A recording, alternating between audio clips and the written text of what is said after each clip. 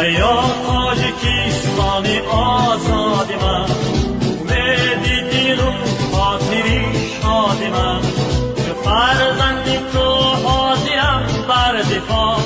و حیثی تو جان را نمایم فدا، و حیثی تو جان